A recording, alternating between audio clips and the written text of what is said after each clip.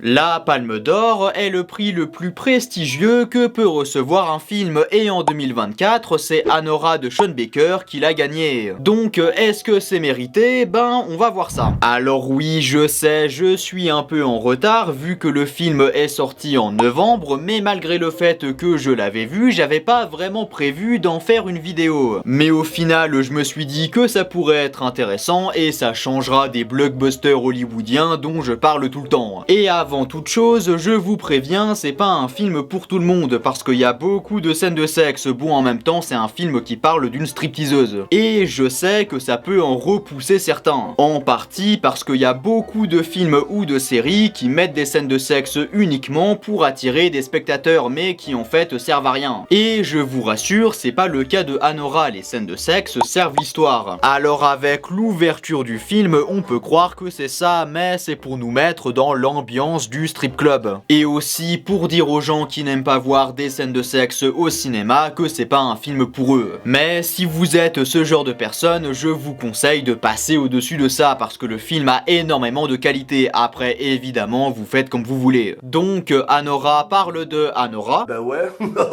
logique. Une stripteaseuse qui va devenir la prostituée privée du fils d'un oligarque russe nommé Ivan et qui va finir carrément par se marier avec elle. Mais les parents de Ivan vont tout faire pour essayer d'annuler le mariage. Donc du coup, premièrement, le film critique les fils de riches privilégiés qui sont des pourris gâtés comme l'est Ivan. Il n'a jamais travaillé de sa vie et n'a pas envie de le faire, pourtant il a tout ce qu'il veut. Il fait la fête toute la journée et il a vraiment une attitude de pourri gâté qui se croit tout permis. Et ce personnage est pathétique et méprisable, mais c'est surtout de la faute de ses parents qui lui ont donné tout ce qu'il voulait depuis toujours sans qu'il fasse aucun effort. Du coup, évidemment, qui veut pas travailler et préfère ne rien branler de ses journées à part faire la fête et faire l'amour. Mais dans la première partie du film, on voit pas vraiment le vrai visage de Ivan, on est un peu dans le flou. Il a déjà une attitude un peu détestable, mais il est montré comme quelqu'un de bien pour Anora, quelqu'un qui pourra l'aider à avoir une meilleure vie. Et dans cette première partie, on a vraiment l'impression d'être dans une comédie romantique hollywoodienne, en particulier Pretty Woman. Et on a vraiment l'impression que Ivan et Anora s'aiment et qu'ils vont vivre une belle histoire d'amour. D'ailleurs, cette partie a un rythme plus rapide que dans la deuxième. Mais il y a quand même un doute parce que Ivan, on sait pas s'il se marie avec Anora parce qu'il l'aime ou bien si c'est uniquement parce que comme ça, il n'aura pas besoin de revenir en Russie pour travailler. Parce que si il se marie avec une américaine, il devient américain si j'ai bien compris. Et ce doute est illustré avec un plan où d'un côté il y a un miroir et de l'autre Anora plus Ivan et on sait pas vraiment de quel côté est le miroir et de quel côté sont les personnages, il y a un doute. Mais bon, à un moment, Ivan va disparaître afin de fuir ses parents et ne plus donner de nouvelles à Anora. Et c'est à partir de là que le rythme va être plus lent et on n'est plus du tout dans une comédie romantique hollywoodienne, on retourne dans la réalité. D'ailleurs, il va y avoir un passage où Anora et des employés de la famille de Ivan cherchent Ivan et qui est assez drôle. En fait, ce qui est marrant, c'est qu'ils arrivent pas à retrouver Ivan parce qu'il y a plein de merde un peu nulle qui leur arrive dans la gueule et puis au bout d'un moment, ben ils pètent un câble. Mais à la fin, ça devient vraiment un drame. Et on voit le vrai visage de Ivan qui est un connard méprisable et qui va dans un strip club alors qu'il est encore marié. Et qui est d'accord de divorcer avec Anora juste parce que ses parents lui obligent. Donc au final, Ivan aimait peut-être un peu Anora, mais pas au point où il se rebellerait contre ses parents pour rester avec elle. Et sûrement même que Anora n'était en fait pour lui qu'une aventure parmi d'autres. Mais Anora, elle avait une belle vie avec Ivan et elle veut la garder. C'est pour ça qu'elle couche avec l'un des employés de la famille d'Ivan comme un dernier espoir pour essayer de la retrouver. Mais elle se rend compte que la fête est définitivement finie et elle ne reverra jamais cette vie. Donc même si le début ressemblait à une romance hollywoodienne, la fin c'est tout l'inverse vu que tout ne finit pas bien. Du coup, le film est une sorte de Pretty Woman mais où la fin serait réaliste et cruelle. Et à mon avis, c'est un peu ça le message du film, c'est que les histoires d'amour dans la réalité, c'est pas comme à Hollywood et ça peut mal finir. Puis vu que Anora c'est un personnage dont on s'est attaché tout le long du film et dont on a vu les rêves se réaliser grâce à Ivan, ben cette fin est d'autant plus triste. Et c'est en partie dû grâce au jeu de Mikey Madison qui incarne incroyablement bien Anora et c'est un rôle qui a dû être vraiment pas facile. L'acteur qui incarne Ivan aussi joue très bien, mais je ne vais pas prononcer son nom pour éviter de l'écorcher. Bon, avec tout ça, est-ce qu'on peut dire que Anora mérite la Palme d'Or? Eh bien, je trouve que c'est totalement mérité, et il sera très certainement dans le haut de mon top des meilleurs films de 2024. C'est un film qui va sûrement vous faire un peu rire, mais qui vers la fin va surtout vous faire ressentir beaucoup de tristesse. Et c'est en partie dû grâce aux acteurs, mais aussi avec le message qui nous dit que les histoires d'amour c'est pas comme à Hollywood et ça peut mal finir, et on le comprend grâce à la construction de l'histoire qui commence par une romance hollywoodienne mais qui à la fin se finit mal. Ce qui surprend le spectateur en lui montrant ce que le film veut vraiment raconter. Après oui, j'ai pas vu tous les films qui sont sortis en 2024, mais de ceux que j'ai vus, c'est l'un des meilleurs. Bon, après, tout ça n'est que mon avis, et si vous n'êtes pas d'accord avec moi, on peut débattre en commentaire si vous voulez. Et tant que ça reste respectueux, dites vraiment tout ce avec quoi vous n'êtes pas d'accord, car c'est en débattant avec d'autres personnes que je pourrais m'améliorer. Bon allez, si cette vidéo t'a plu, tu peux t'abonner, mais tu peux aussi aller regarder cette vidéo sur le Seigneur des Anneaux, la guerre des Rohirrim, et à la prochaine.